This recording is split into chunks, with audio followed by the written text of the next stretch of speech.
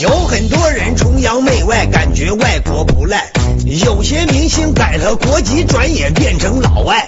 这场疫情让你看清到底谁好谁坏，看看咱们，瞅瞅西方，顿时让人明白。一声号召全民在家共同抗击战役，有钱出钱，没钱出力，支援特别积极。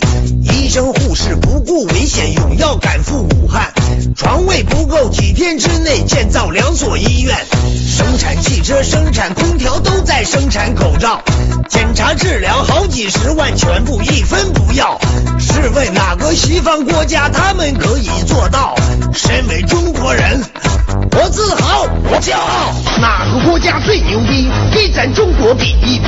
党和人民一召唤，上万医生冲前线，隔离病毒有需要，2所医院几天造。为了不再人传人，10亿多民不出门，数亿捐款赈灾区。中国人民最壮军，放眼世界及海外，中国人民最慷慨，面对世界一声笑。中国人民最骄傲，上下齐心来加油，只有中国咱最牛。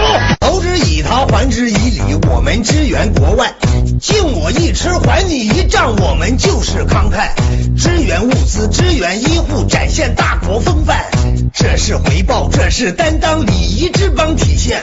四川支援意大利，是广东上海帮两仪，巴基斯坦有江苏，是送医送药送防护。你我一直都很牛，不用我们来发愁，站在高山看虎斗，是隔着地球喊加油加油，欧了个